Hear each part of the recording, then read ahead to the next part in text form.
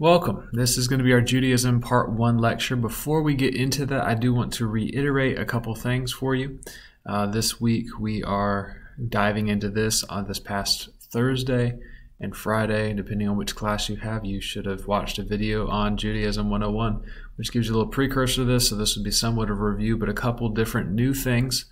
And then there is an online test that is, or quiz that is going to be with this lesson. So please take notes and use your notes on that little quiz. It should be in an assignment called Judaism Quiz. And then if you can't find it there, then check the online test portion for your Sycamore account, and it should be there. Let me know if you have any questions, and we'll try to resolve all the issues. And again, I know this is all new, and so maybe I'm making mistakes, maybe I'm not. But I know that navigating Sycamore can be fun, and navigating Sycamore on different days can be a little bit of a headache. So I'm trying to have all the ease in the world for you guys and all the grace in the world. So today we're going to be talking about Judaism. This video can only be 15 minutes long using the program that I have, so maybe there might be a part 2 with it. So stay tuned for that, and I'll upload the links, and it'll be great. So Judaism Part 2, you see right there in the picture that is the Star of David, and that's the national flag of Israel. Beautiful blue and white colors, and gives you a picture there. If you didn't know, that is the national flag of Israel. And then, let's see here, there we go, fun facts.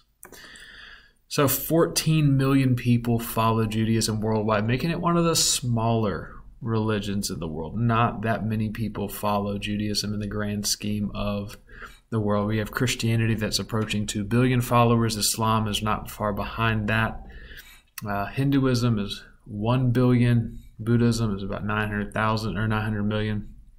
And you have Judaism, a very far ways off, one of the smaller religions of the world. However, it is a very, very, very important religion to the world, and to Christianity and Islam as well. And so although small, it is very, very, very integral into our faith as Christians. Now the holy place in Israel is Jerusalem. It has been the capital city of Israel for centuries, millenniums.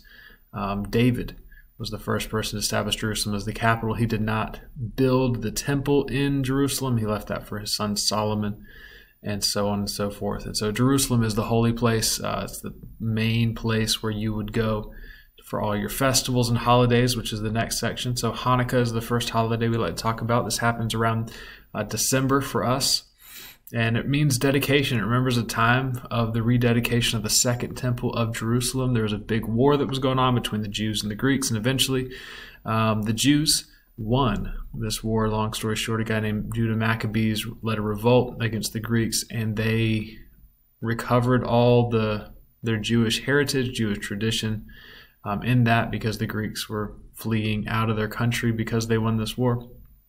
And they rededicated the temple because it had been something that the Greeks had destroyed and taken captive over the Jews. And the Jews repossessed it, rededicated it, and so Hanukkah remembers that dedicating of the temple. Then you have Rosh Hashanah, which is the Jewish New Year, and then Yom Kippur, which is the Day of Atonement, which is the most important day of the Jewish year.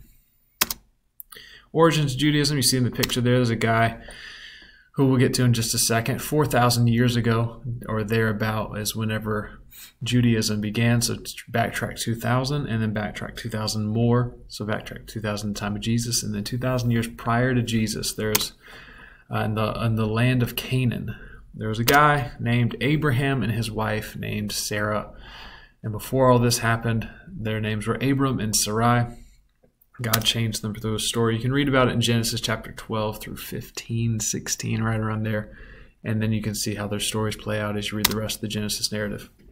And this classical Judaism emerged in the 1st century CE, the Common Era.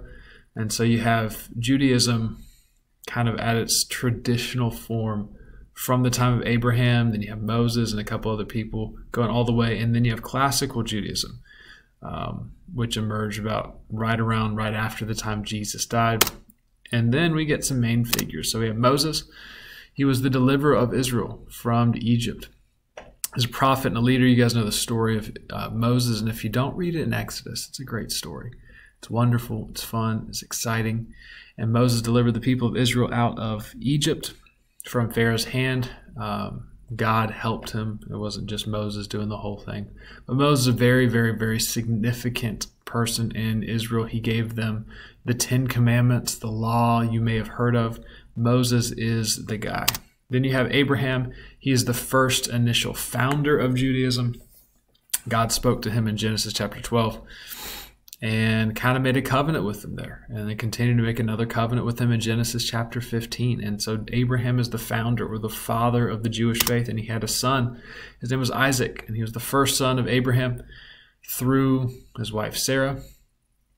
And the promise continued through Isaac. And then Jacob was the grandson of Abraham, or the son of Isaac. And he was this third person in what we call the patriarchs. The patriarchs are Abraham, Isaac, and Jacob, the fathers of the faith. And he was renamed Israel after he had a moment and an encounter where he wrestled with God in Genesis chapter 32. And he was renamed Israel after that whole thing. And he had 12 sons, and we'll get there, and that's the 12 tribes of Israel, and so on and so forth. Then we have David. David's a great guy. David was the second king of Israel.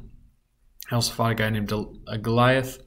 So he had established Jerusalem as the capital of Israel, which I said before. And also he had a covenant with God. And one of the covenants that David had with God was that he would always have a son, or always have a descendant, ruling on the throne of Israel. Very interesting. And you see that happen all the way through the kingdom of Israel. But then the kingdom dies off and everything. And how God keeps that promise? Well, he keeps it through a guy named Jesus Christ, who is the Messiah and who is the eternal king. And he came from the line of David. Then you have Hillel. This is a significant person. In 1st century BCE, he was a rabbi who taught a more lenient approach to the law, more gracious, more spirit of the law rather than letter of the law kind of guy.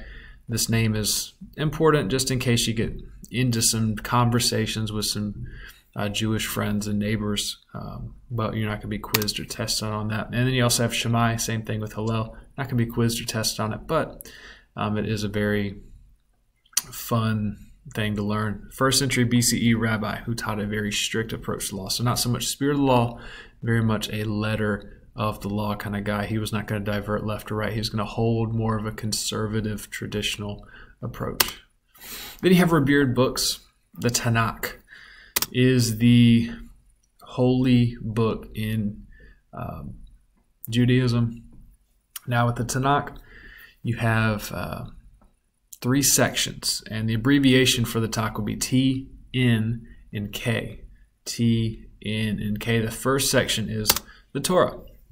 That's what the T stands for. This is Genesis, Exodus, Leviticus, Numbers, and Deuteronomy. Now Torah means law. Torah means law. And those 5 books encompass the law of Moses. And so we commonly attribute the creating of these 5 books to Moses. And so the Jews would call them the law of Moses. And so there's a lot of different scriptures in there. There's some stories, but a lot of different scriptures and passages that talk about how to live and what God requires of us.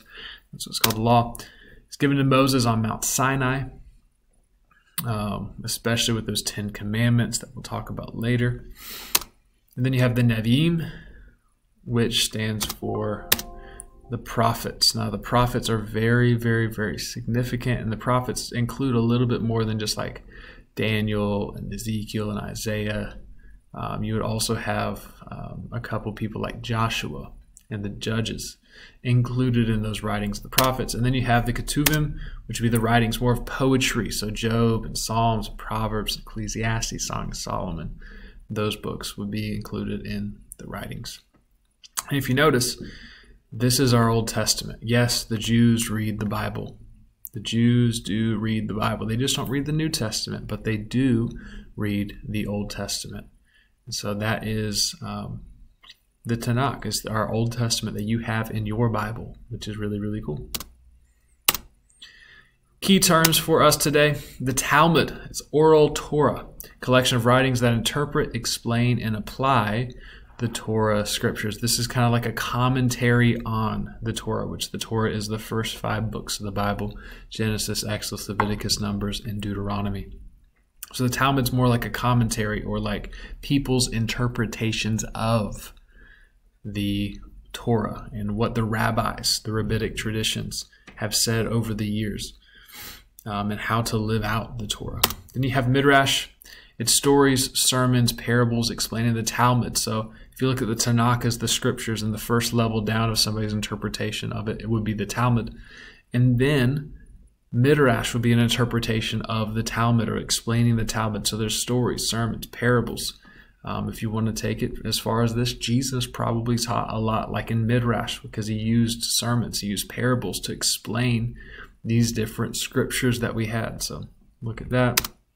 A rabbi is a Jewish spiritual leader or teacher. Jesus was a rabbi. He was not a Christian. He was a rabbi. He was very much Jewish, and so on and so forth. Then we have a bar mitzvah. It's in a boy, has reached the age of 13, and is expected to obey the commandments. So bar mitzvah actually means son of the commandments. Bar is the Hebrew word usually used for son of, and mitzvah refers to the commandments. So son of the commandments is what bar mitzvah means. Then you have a synagogue. It's a place of teaching, if for nothing else. You can view it as your own church, basically, is the equivalent in Christianity. Churches, synagogues kind of go hand in hand, a place for gathering to hear the teaching of the word. Shalom is a very, very important term. Hello, goodbye, or peace can be used whenever used, or could be meant whenever you use the word shalom. Shalom is interchangeable. It's a greeting. It's a send-off. It's just a wish of peace. And shalom only comes from one source: God. And there is no peace, there is no shalom outside of God. And so may God give you his shalom today as you are viewing this from your house, or from a Starbucks, or from a coffee shop somewhere, hopefully enjoying your time and feeling the presence of God there. And halakha is a collective body of Jewish religious law, and so it's going to be containing things what to do, things not to do.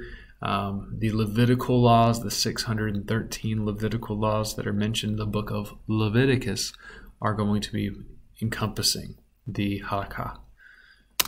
Then you have different branches of the religion, and this will be our last slide before I have to switch over to part 2, most likely.